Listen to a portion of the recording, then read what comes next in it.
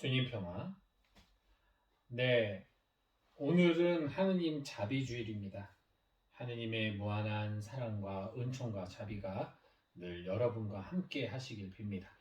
그런데 그 자비가 또 우리가 생각하는 자비와는 조금 다르다는 거, 우리의 생각과 달리 주님이 주시는 자비는 이거 형제님 지금 들어오시네요. 예, 지금 형제님 들어오셨는데 그냥 상관없이 하겠습니다. 어, 주님이 주시는 자비는 우리는 일상에서 뭔가 내가 이득을 얻고 유익을 얻는 것에 대해서 자비라고 생각을 하잖아요. 근데 주님의 자비는 이 세상의 어떤 그런 복지가 아니에요. 결국은 주님의 자비는 영원한 생명이란 말이죠.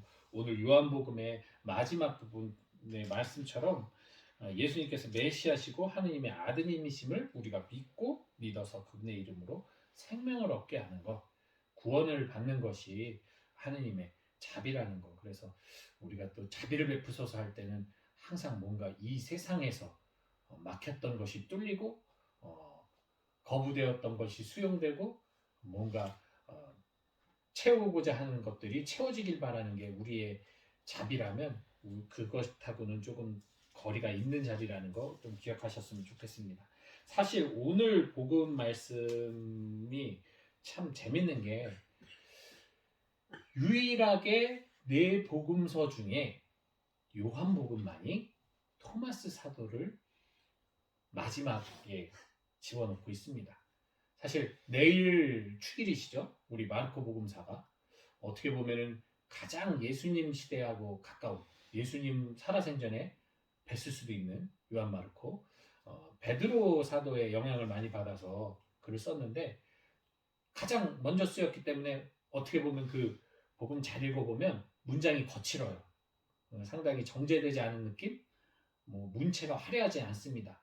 근데 벌써 이 그로부터 한 3, 40년 지난 후에 쓰여진 이 요한복음은 아이고 문체가 세련되죠. 온갖 신학적인 것들이 많이 가미가 되면서 예, 저도 가만히 생각을 해보니까 강론을 주일에 7번 미사를 한 적이 있어요. 같은 본당에서 미사가 7대가 있었습니다. 토요일부터 주일까지 7대 미사를 했는데 저는 원고가 없이 하는 편인데 분명히 토요일 특전 미사 때 강론이 7분이었어요.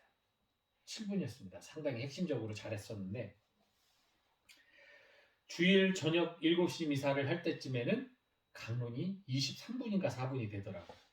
그러니까 저도 모르게 조금 더 첨가하고 조금 더 풍성하게 만들기 위해서 비유를 들고 뭔가 또 새로운 깨달음이 있는 것 같아서 그걸 나누고 그리고 이전에 말했던 것이 무언가 부족해 보이니까 그것을 보강하기 위해서 좀 더 고민해서 말을 하려다 보니까 늘어난더라는 거죠. 장점은 좀 더 이해시킬 수 있는 가능성이 높아지긴 하는데 단점은 길어질수록 듣는 이들의 집중도가 떨어진다는 거겠죠. 사실 요한복음은 예수님 돌아가시고 한참 후에 쓰였기 때문에 상당히 많은 부분이 역사적 사실이라던가 어떤 정확하게 제시하는 어떤 그런 문장보다는 매우 신학적이고 매우 상징적인 이야기들이 많이 나옵니다. 뭐 살아생전 요한 사도와 토마스 사도가 사이가 좋았는지 나빴는지 모르겠지만 그저 우리가 보통 토마스 사도 그러면 불신의 아이콘으로 보는 경우가 많잖아요. 그러나 토마스 사도가 불신의 아이콘이 아니라 사도들 중에서도 어찌 보면 가장 완전한 믿음에 가까웠던 분이라는 것을 바로 이 한 문장이 제시해주고 있습니다. 저의 주님, 저의 하느님. 이 우리 가톨릭 교회, 그리스도 교회의 전통적인 고백과 같은 이 문장, 이것이야말로 우리 토마스 사도가 결코 불신의 아이콘이 아님을 가장 강력하게 드러내는 증거가 아닐까 싶습니다. 왜냐하면 뭐 다른 복음에서도 쭉 나왔죠. 제자들은 예수님의 부활을 믿지 않았어요. 분명히 거기 11제자라고 써 있습니다. 심지어 토마스 사도는 굳이 빠져있지 않았어요. 같이 있었는데도 불구하고 요한복음에서 굳이 토마스 사도를 뺀 이유가 뭘까? 주님이 참으로 부활하셨고 그분의 그 부활은 우리를 위한 영생을 위한 것이었다는 것을 가장 정확하게 증명할 수 있는 것이야말로 보지 않고도 믿을 때, 즉 가장 큰 불신, 가장 큰 의심, 가장 믿을 수 없는 그 마음을 넘어설 때 완전한 믿음에 도달할 수 있다는 것을 보여주기 위해서죠. 어떻게 보면 그 예수님을 불신한 토마스의 이 불신앙은 부정적인 불신앙은 아니었을 겁니다. 정말 부활하신, 참으로 부활하신, 참으로 구원하시는 예수님을 만나고픈 그의 열망이 가진 최후의 어떻게 보면 시련이었던 거죠. 장애물이었던 거죠. 그는 그것을 넘어서서 주님을 완전히 믿고 싶었던 거예요. 근데 이것은 반드시 필요합니다.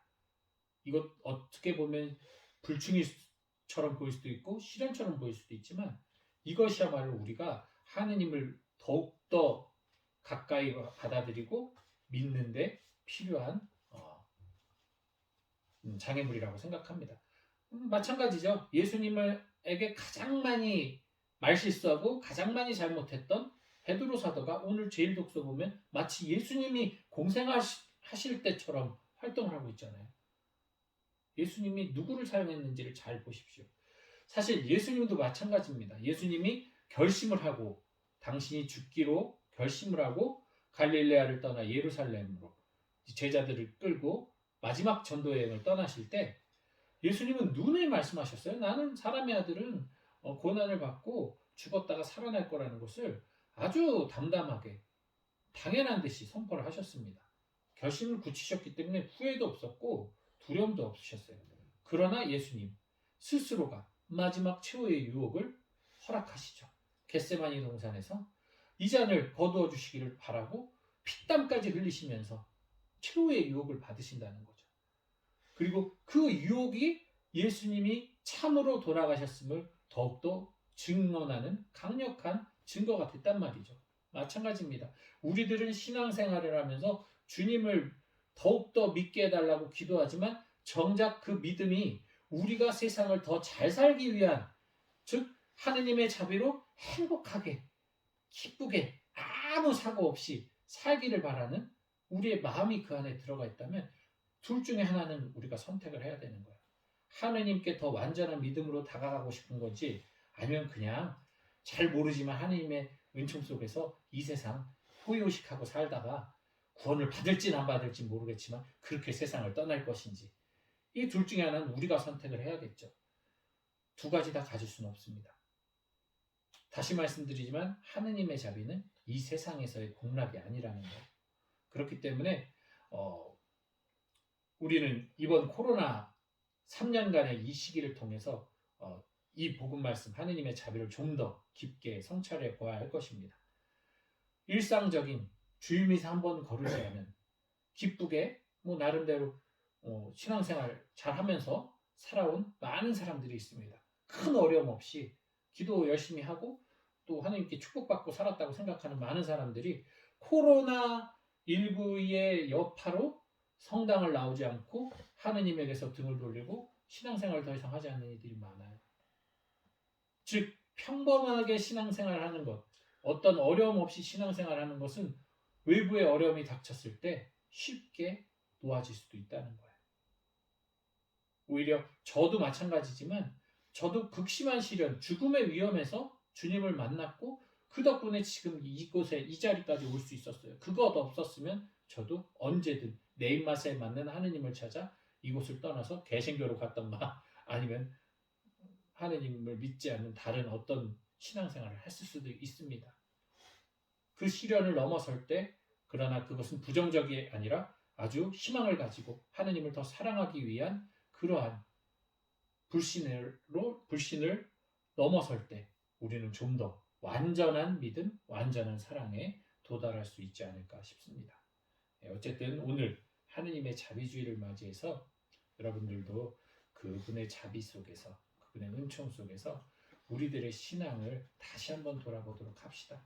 우리들의 삶이 만족과 그저 즐거움으로 이루어지는 것이 아니라 오히려 우리들의 삶 안에서 많은 어려움과 고통들이 있고 그것들이 나를 더욱더 성장시켜서 하느님의 나라에 도달했을 때쯤에는 완전한 사랑으로 완전한 믿음으로 주님과 일치할 수 있기를 청하면서 오늘 하루 여러분들에게 축복의 인사 전합니다. 주님 평화.